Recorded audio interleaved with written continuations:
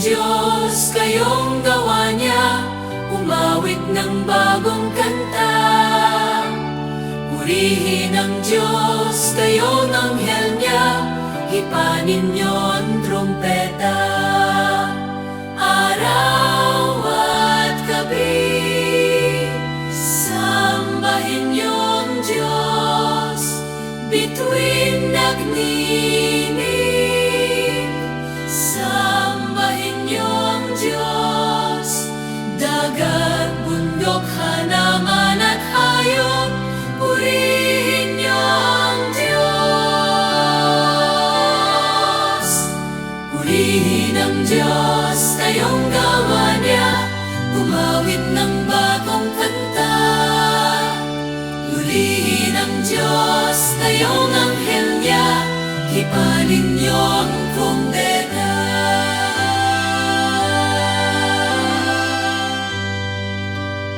Sa ngalan ng Ama, ng Anak, at ng Espiritu Santo, Amen. sumainyo ang Panginoon. At sumaiyo rin. Mga kapatid, sa araw na ito ating pinagdiriwang ang banal na kapistahan ng tatlong magkakapatid, sina Santa Marta, Santa Maria, at San Lazaro ng Betania. Ano po sa tingin yung pinakamahirap, pinakamasakit na karanasan? Yun bang mabaon ka sa napakaraming utang? Yung bang ikaw ay magkaroon ng malubhang sakit? Yung bang ikaw ay pagtaksilan ng iyong minamahal?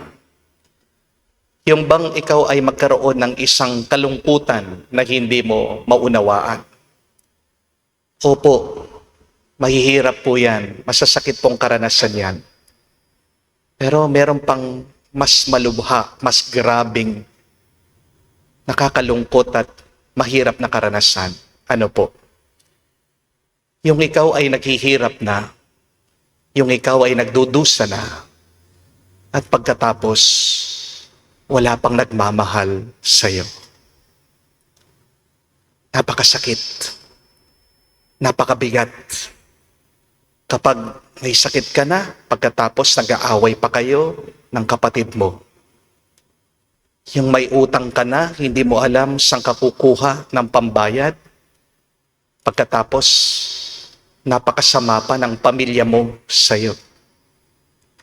Yung ikaw ay nalulungkot, pero hindi ka kinukumusta, hindi ka pinapansin ng mga kamag-anak mo. Yan yung mas malala. Yan yung mas mabigat na karanasan. Kaya naman, mga kapatid, tayo'y bumalik sa Diyos.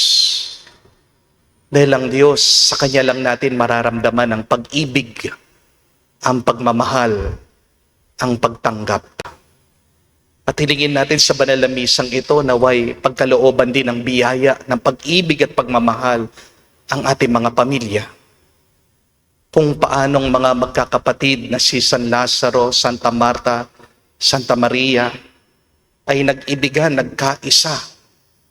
At itong naging dahilan, kaya naging magaan ang kanilang buhay dahil sa kanilang pagkakaisa, nanahan ng Diyos sa kanila. At dahil malapit ang Diyos sa kanila, nakaranas sila ng milagro, sila'y nakaranas ng himala.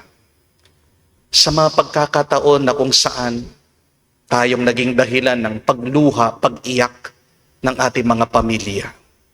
Sa mga pagkakataon na kung saan nagtanim tayo ng sakit ng loob mismo sa ating mga kapatid, mismo sa ating mga kamag-anak. Hingin natin ito ng patawad, ng awa sa Diyos para tayo ay makita minsan pa karapat dapat makatanggap sa mga banal na misteryo. Inaamin ko Sa makapangyarihang Diyos at sa inyo, mga kapatid, nalubha akong nagkasala sa isip, sa salita, sa gawa at sa aking pagkukulang. Kaya isinasamo ko sa mahal na Birhen Maria, sa lahat ng mga anghel at mga banal, at sa inyo, mga kapatid, na ako'y ipanalangin sa Panginoong ating Diyos. kaawaan tayo na makapangyarihang Diyos, patawarin tayo sa ating mga kasalanan at patnubayan tayo sa buhay na walang hanggan. Amen.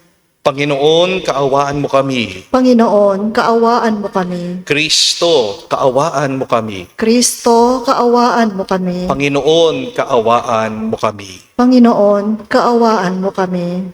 Manalangin tayo. Ama naming makapangyarihan, hindi ikinahiya ng iyong anak na makituloy sa bahay ng mga magkakapatid ni Santa Marta, Santa Maria at Lazaro ng Betania.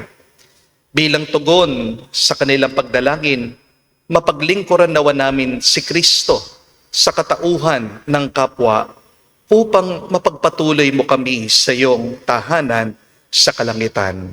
Sa pamagitan ni Jesucristo kasama ng Espiritu Santo, magpa sa walang hanggan. Amen.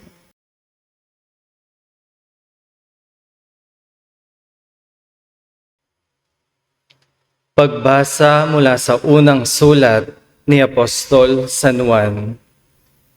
Mga pinakamamahal, mag-ibigan tayo sapagkat mula sa Diyos ang pag-ibig. Ang bawat umiibig ay anak ng Diyos at kumikilala sa Diyos. Ang hindi umiibig ay hindi kumikilala sa Diyos, sapagkat ang Diyos ay pag-ibig.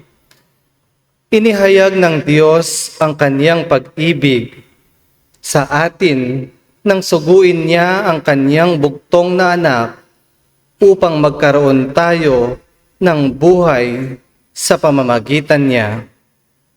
Ito ang pag-ibig, hindi sa inibig natin ng Diyos, kundi tayo ang inibig niya at sinugo niya ang kanyang anak upang maging handog sa ikapagpapatawad ng ating mga kasalanan.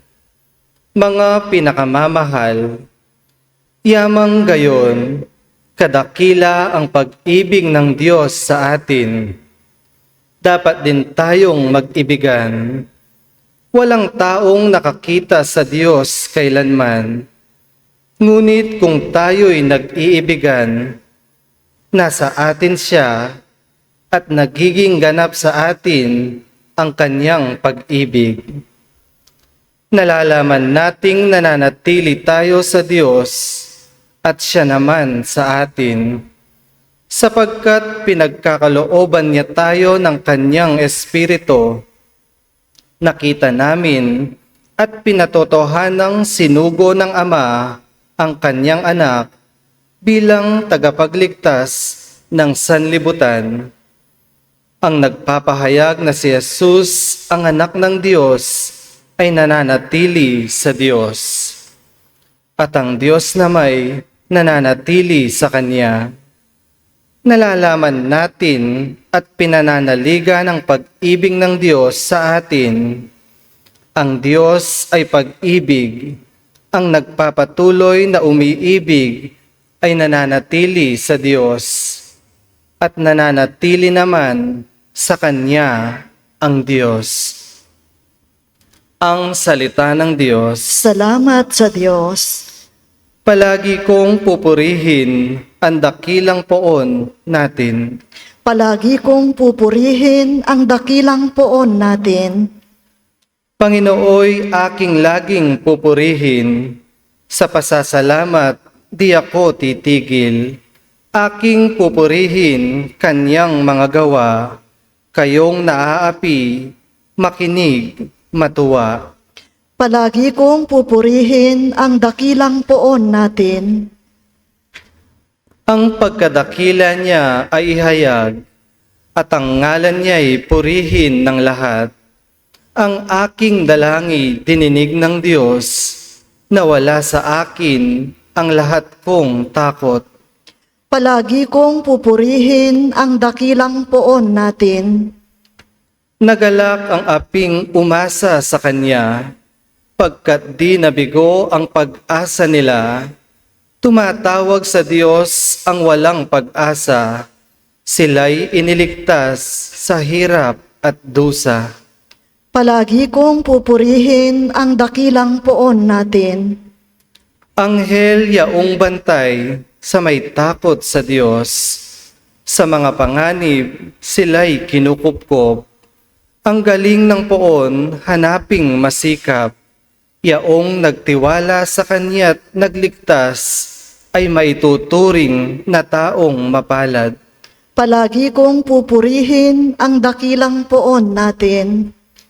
Matakot sa poon, kayo kanyang bayan, nang makamtan ninyo ang lahat ng bagay. Kahit mga leon ay nagugutom din, sila'y nagkukulang sa hustong pagkain. Ngunit ang sinumang ang poon susundin, sa anumang bagay hindi kukulangin. Palagi kong pupurihin ang dakilang poon natin.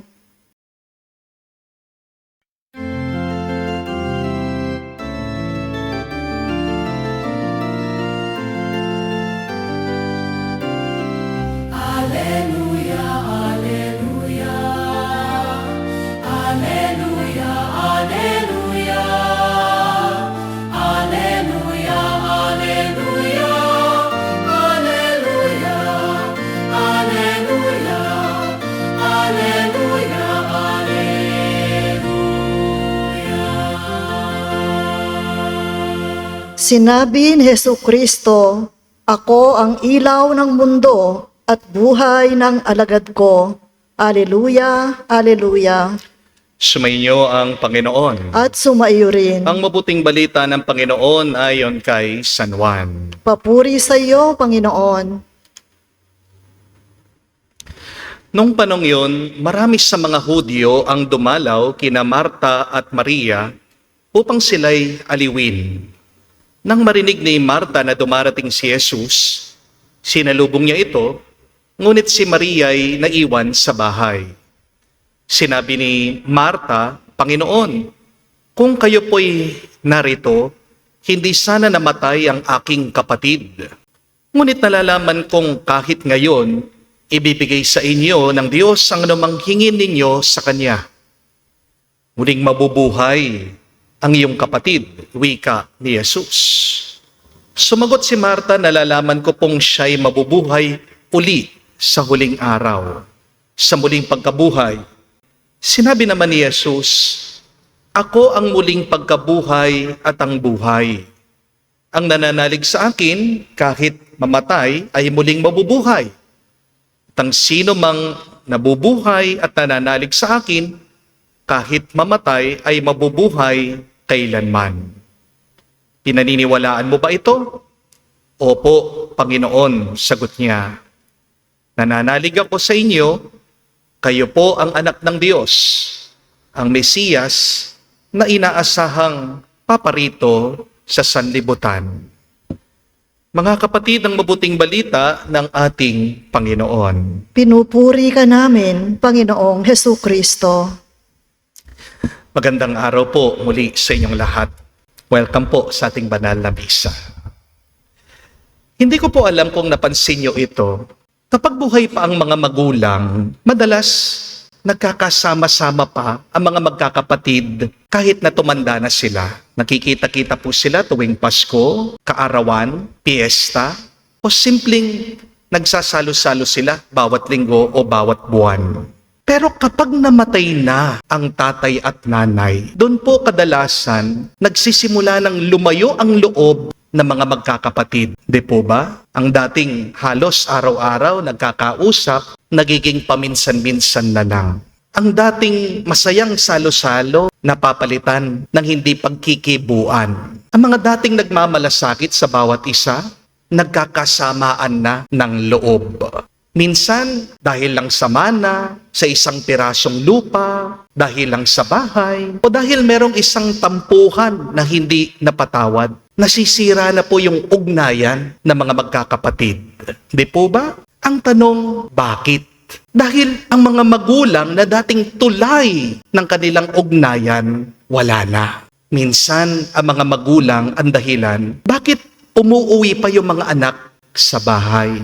Kasi ang mga magulang ay ang puso ng tahanan. Di po ba? Pero kapag wala na ang mga magulang, parang nawawala na rin ang buklod, ang sentro ng pamilya. Wala nang dahilan para umuwi. Wala na kasing nagaanyaya. Wala na pong tumatawag para magsama-sama ang mga magkakapatid. Kaya unti-unti lumalamig po ang relasyon. Hanggang sa dumarating po yung panahon, nakikita na lang ang mga magkakapatid sa burol kapag meron isa sa kanila ang namatay. Kakaunti lang po ang mga magkakapatid na tunay na nagmamahalan kahit na wala na ang kanilang mga magulang. Ito po marahil ang halimbawa na pinapakita sa atin ni Marta, ni Maria at ni Lazaro sa atin ngayon. Pansinin niyo po, kahit na wala na ang kanilang mga magulang, magkakasama pa rin itong tatlong magkakapatid sa isang bahay, sa isang tahanan. Masaya silang nagtutulungan, nagkakaisa sila sa pagtulong pa sa misyon ng ating Panginoong Hesukristo. At ito marahil ang nagustuhan po ni Jesus sa kanila. Bakit po nakaibigan niya ni Jesus itong magkakapatid sa Betanya? Bakit ba madalas bumibisita ang ating Panginoon dito sa magkakapatid, si Santa Marta, Santa Maria at si Lazaro? Ito ay dahil nararamdaman ni Jesus ang pagmamahal ng Diyos sa mga magkakapatid. Kaya feel at home siya sa kanila. Sa totoo lang po, hindi po pangkaraniwan ang pagmamahalan na magkakapatid. Kahit na alam naman po natin na dapat ang unang-unang mahalin mo ay yung kapatid mo, hindi po ito madalas nangyayari. Hindi po ba? Kung babasahin nyo nga po ang mga kwento sa Biblia, marami pong kasalanan ang nangyari sa pagitan ng mga magkakapatid. Sino po ang pumatay kay Abel? Diba? Yung kapatid niya, si Cain. Sino pong nagbenta kay Jose para maging alipin? Ang mga kapatid din niya. Sino po ang nainggit kay Haring David dahil siyang pinili ni Propeta Samuel maging hari ng Israel? Yung mga kapatid din niya. At sino po yung hindi masaya sa pagbabalik ng alibughang anak? Sino po yung nagtatampo doon po sa prodigal son? Walang iba, kundi yung mismong kapatid niya, yung panganay. Hindi po ba? Napansin niyo po, hindi po automatic na magmamahalan ang mga magkakapatid. Kahit na iisa lang silang apelido, kahit na tumira sila sa iisang bahay, kahit na iisang kanilang magulang, kadalasan nagkakasamaan pa ng loob ang mga magkakapatid. Yan ang masakit na katotohanan. Ang dugo, oo, maaring magbuo ng relasyon. Pero ang pag-ibig, siyang nagpapatibay ng samahan. Tandaan niyo po yan. Ang pagiging magkapatid ay isang regalo ng Diyos. Hindi mo naman pinili na maging kapatid mo yan eh. Hindi po ba? Pero kapag minamahal mo ang kapatid mo, yan ay isang desisyon na kailangan mong piliin araw-araw. Kaya isang malaking himala kapag ang mga magkakapatid ay tunay na nagmamahalan. Dahil hindi po madali na mahalin mo, patawarin mo yung tao na nakasama mong lumaki. Minsan kasi meron tayong bias sa kanila. Minsan kasi meron tayong prejudice. Alam natin yung mga kahinaan nila eh. Hindi po ba? Kaya kapag ang mga magkakapatid ay marunong magyakapan, marunong magmahalan, huwag niyo pong isipin na normal yan. Kapag ang mga magkakapatid nagmamahalan ng tunay, himala yan, biyaya yan galing sa Diyos.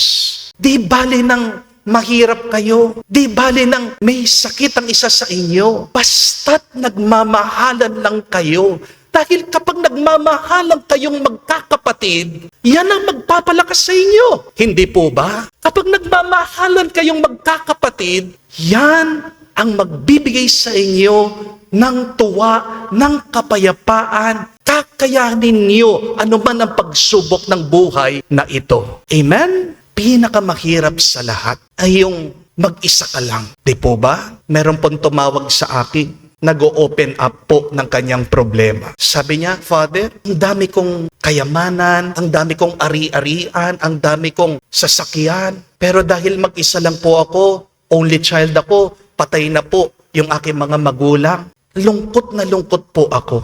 Yung tingin po ng aking mga kamag-anak sa akin, parang nakikita lang nila, puro pera, pera. Minsan, Father, pinagdadasal ko na lang sa Diyos na kunin na lang ako. Ang hirap po nun, no? Kasi ang tuwa, hindi mo naman nakikita lang yan sa pera eh. Alam ko po, masarap yung marami kang pera. Di po ba? No? Pero aanuhin mo yung napakarami kang pera, hindi mo naman ito ma-share sa iba. Amen? Tingnan nyo man po, gumawa sila ng pag-aaral sa mga tao na pagkahaba-haba ng kanilang buhay. Bakit humaba ang buhay ng mga taong ito? Nakakarating po sila hanggang 90, 100, meron pa nga po 120. Sila daw po yung mga tao kadalasan na merong masaya, makahulugan na ugnayan kasama ng ibang tao. What gives us a long life is not having a lot of wealth, a lot of power. What gives us a long life, joy, happiness, strength, is having meaningful, happy relationships.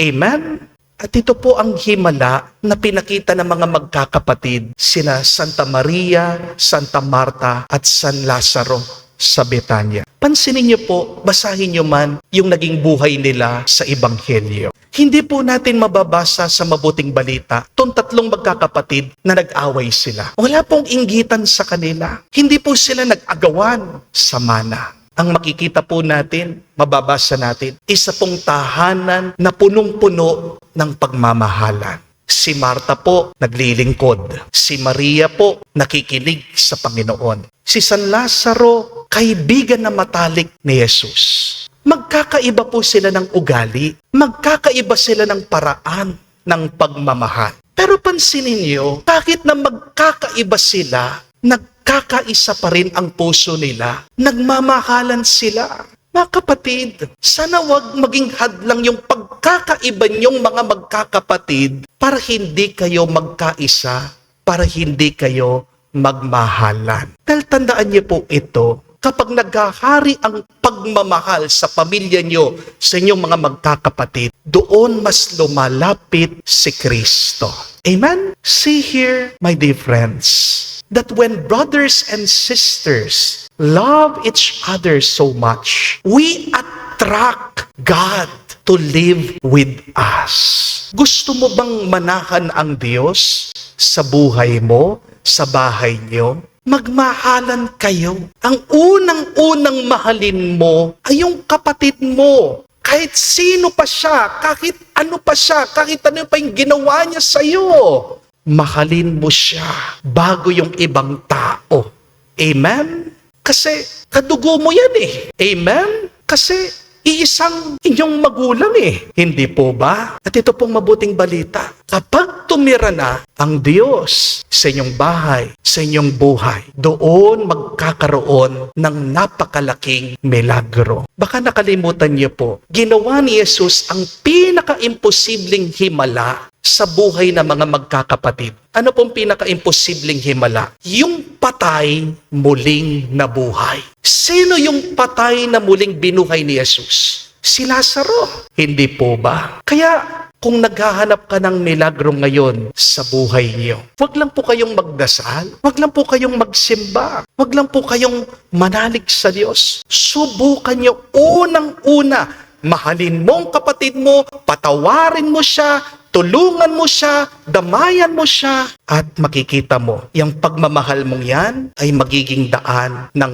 pagpapala niyo. Tandaan niyo po, ang mga magkakapatid na hindi nagmamahalan, nagdurusa, naghihirap, naliligaw, napapasama. Kaya wag mong tatanungin na, ano kaya yung kasalanan na ginawa ko sa Diyos? Baka hindi sa Diyos ang kasalanan mo. Baka sa kapatid mo, may ginawa kang kasalanan. Alisin mo yung sakit ng loob mo sa kapatid mo, makikita mo, yan ang magiging susi, magbubukas ang langit, uulan ng pagpapalat himala sa iyo. Amen? Meron pong isang napakagandang kwento tungkol po sa dalawang magkapatid. Nag-aaway po sila dahil po sa puno ng mangga. Magkatabi po ng bahay yung dalawa. Yung pong puno ng mangga, tumubo. Pinag-aawayan nila, kanino daw yung puno ng mangga. Pinipilit ng bawat isa, sa kanya yung puno ng mangga. Hanggang napadaan po yung isang pari. Narinig yung pag-aaway ng dalawang magkapatid. At sabi po ng pari dito sa dalawa, alam nyo, habang nag-aaway kayo, inuubos na ng mga ibon yung bunga ng puno ng mangga. Napatingin po sila pataas. Oo nga, nakita po nila.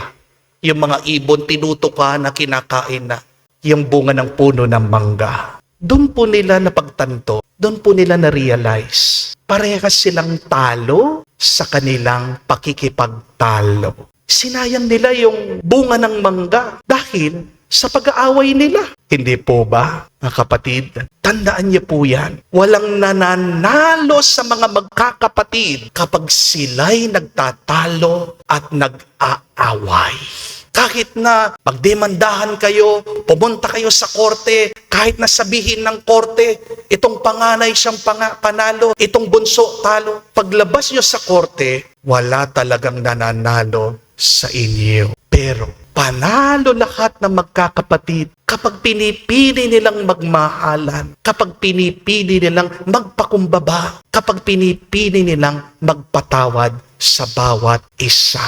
Kaya nga po, mga kapatid, kung gusto nyo po na makaranas kayo ng milagro ngayon, umpisan natin sa pagmamahalan sa ating mga tahanan. Anyayahan natin si Jesus. Hindi sa pamagitan ng pag-aayos, pagpapaganda ng ating mga bahay. Anyayahan natin ang Panginoon sa pamagitan ng paglilinis ng ating mga puso. Amen? Wag lang po kayong maghanda ng masarap na pagkain. Ihanda niyo po ang kapatawaran sa bawat isa. Yan ang mas masarap na pwede niyong ihanda, ibigay sa bawat isa. Sapagkat ang tahanan na puno ng pag-ibig, paggalang at pagkakaisa ay isang tahanan na palaging dinadalaw ng Panginoon. Magdasal po tayo sa banal na misang ito. Naway magpatulong tayo kina Santa Marta, Santa Maria at San Lazaro. Naway piliin ng mga magkakapatid ang magmahalan kaysa sa magalit, ang magpatawad kaysa sa magyabang, magkaroon ng kataasan ng loob, ang magtulungan kaysa sa lumayo at magtanim ng sama ng loob. Dahil kung nandyan ang pagmamahalan sa pamilya, sa magkakapatid, nandyan din ang Diyos.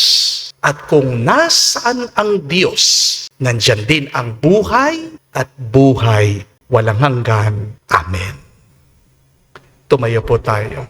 Alay po natin sa Diyos ang ating mga dasal at panalangin ngayon sa kapistahan ni Santa Marta, Santa Maria at San Lazaro. Alalahanin natin ang mga taong naglilingkod sa atin araw-araw. At hilingin natin sa Diyos na ipagkaloob sa kanila ang mga pagpapala at biyayang nais silang makamit. Ating sabihin, Panginoon, dinggin mo kami. Panginoon, dinggin mo kami. Ang mga naglilingkod sa simbahan, naway tunay na maging halimbawa sa kanilang pananalangin at paggawa. Manalangin tayo sa Panginoon. Panginoon, dinggin mo kami. Ang mga nanunungkulan sa bayan, naway tumupad sa kanilang mga tungkulin sa diwa ng pag-ibig at paglilingkod. Manalangin tayo sa Panginoon. Panginoon, dinggin mo kami. Tulad ni na Santa Maria, Santa Marta, Santa Maria at San Lazaro, tayo naway magkusa at maging bukas palad sa pagbibigay ng kagalakan at ginhawa sa mga ipinagkatiwala sa ating pangangalaga. Manalangin tayo sa Panginoon. Panginoon, dinggin mo kami.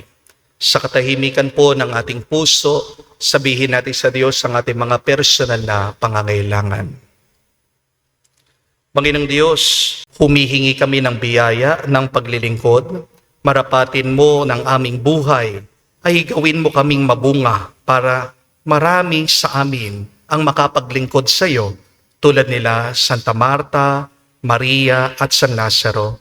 Hinihiling namin ito sa pamagitan ni Kristo, aming Panginoon. Amen.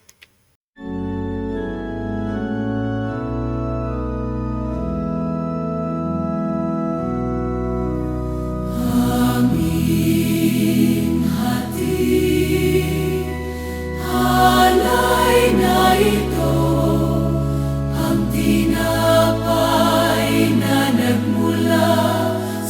pagpapala mo at tanggapin alak na ito, inuming inihain sa'yo. Mahal naming Diyos, inyong tanggapin ang munting alay mula sa amin. Buong puso namin hihintayin, pagpapala namin hiling. Pagpapala namin hiling. Manalangin kayo mga kapatid para ang ating mga paghahain ay kalugdan ng Diyos, amang makapangyarihan. Tanggapin nawa ng Panginoon itong paghahain sa iyong mga kamay, sa kapurihan niya at karangalan, sa ating kapakinabangan at sa buong sambayanan niyang banal. Ama naming lumikha, dinadakila ka namin ngayon sa kapistahan ni Santa Marta, Santa Maria at San Lazaro, ay ginugunita upang gaya ng hain nilang pag-ibig na iyong kinalugod. Pagindapatin mo rin ang handog naming paglilingkod.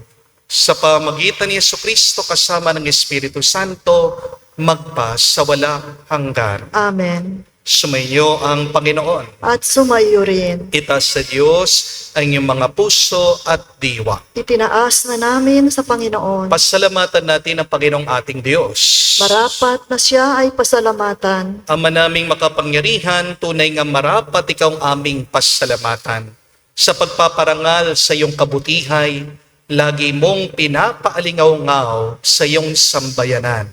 Sa pagkakaroon ng mga kaanib na maasahan at tapat tulad mo sa pananagutan, upang magbunga ang punyagi ng iyong anak, na sa iyong pag-ibig kami makatulad. Ang mga banal na tao'y tumutulong sa lahat sa pagbibigay halimbawa't pananalangin wagas. Kaya kaisa na mga anghel nagsisiawit ng papuri sa iyo nang walang humpay sa kalangitan. Kami nagbubunyi sa iyong kadakilaan.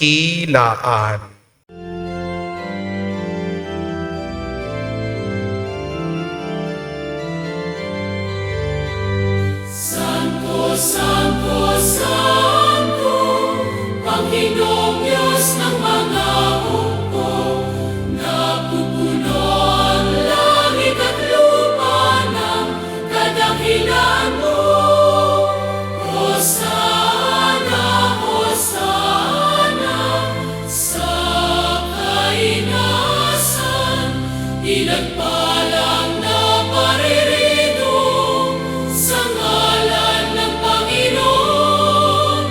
Hosana, Hosana, sa kainasan.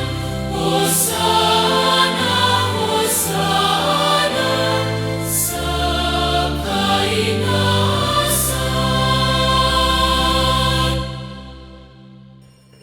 Ama naming banal, ikaw ang bukal ng tanang kabanalan. Kaya't sa pamagitan ng iyong Espiritu, gawin mong banal ang mga kaloob na ito, upang para sa amin maging katawan at dugo ng aming Panginoong Hesukristo. Bago niya pinagtiis ang pusang loob na maging handog, hinawakan niyang tinapay, pinasalamatan kanya. Pinaghati-hati niya iyon, inabot sa kanyang malagat at sinabi, "Tanggapin ninyong lahat ito at kanin. Itong aking katawan na ihahandog para sa inyo."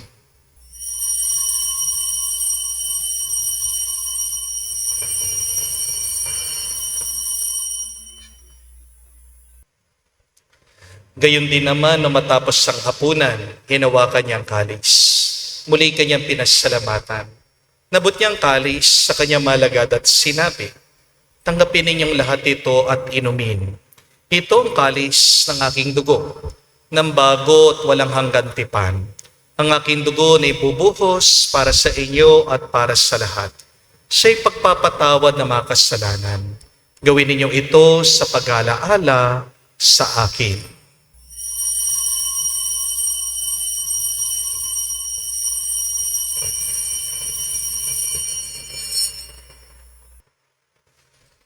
Ang misteryo ng pananampalataya.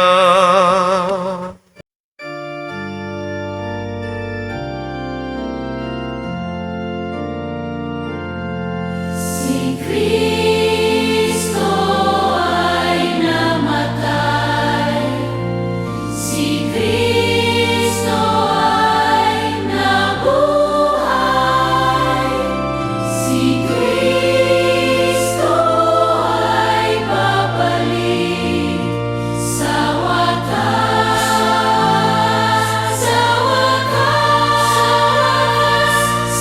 wakas ng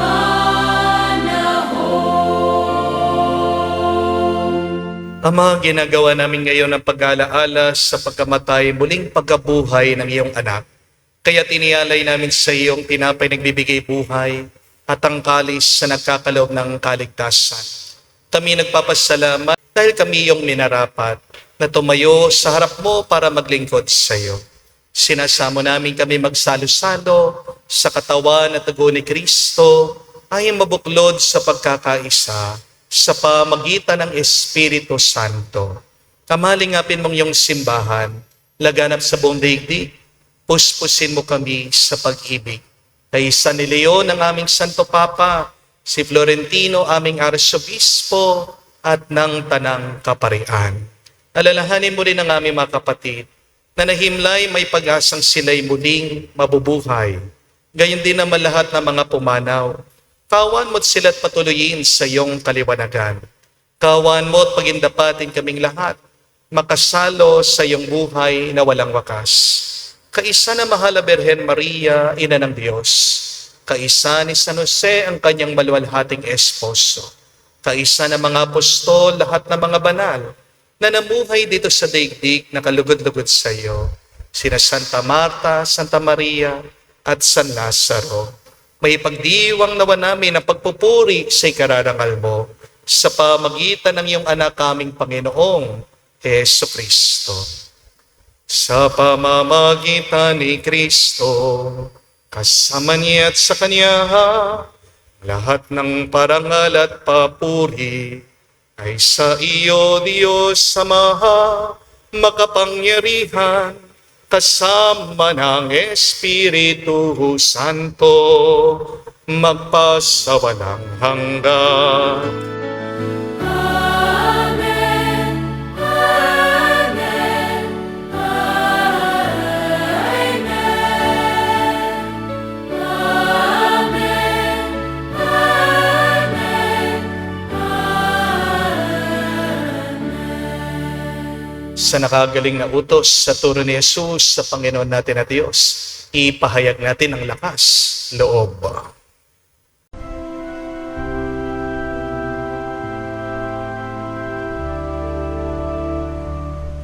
Ama namin, sumasalangit ka, sambahin ang ngalan mo, mapasa amin ang kaharian mo,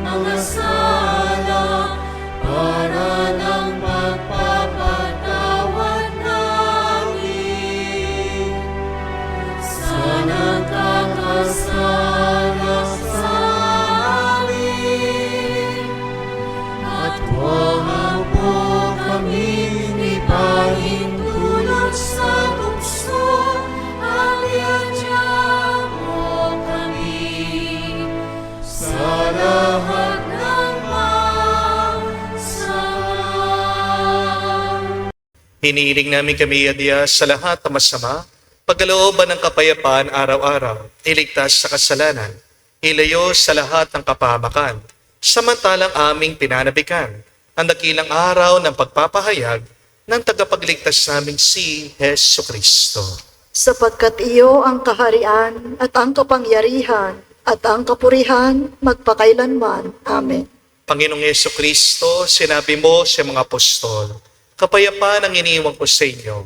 Ang aking kapayapaan binibigay ko sa inyo. Tunghayan mo ang aming pananampalataya at huwag ang aming pagkakasala.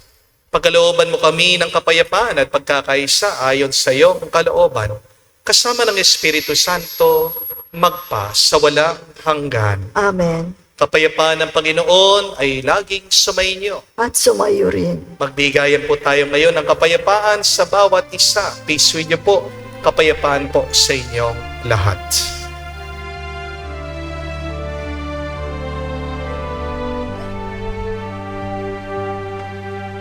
Kordero ng Diyos na nag-aalis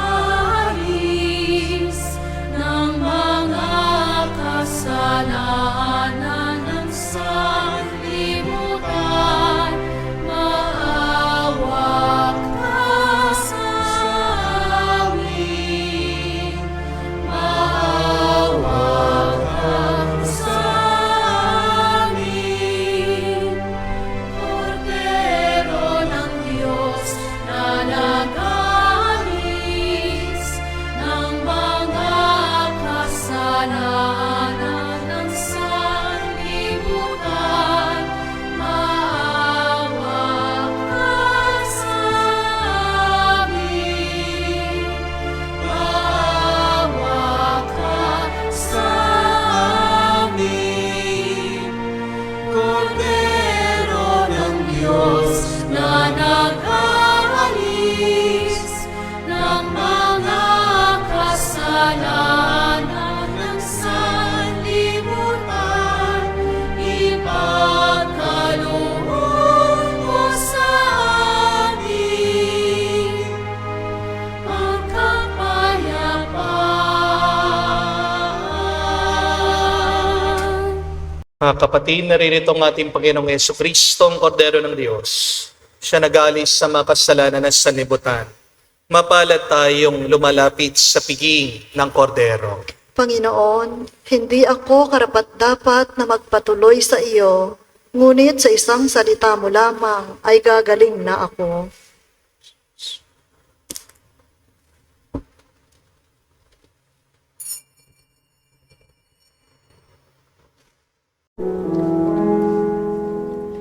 Make me a servant, humble and meek.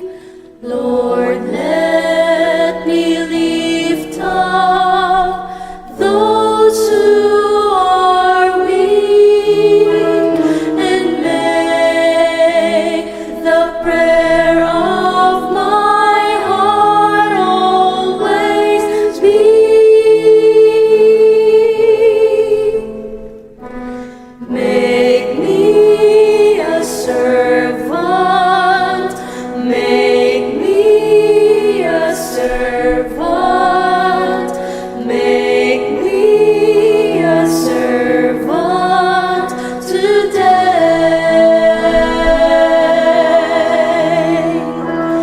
Make me a servant, humble and weak. Lord, let me lift up those who are weak, and make the prayer of my heart always be.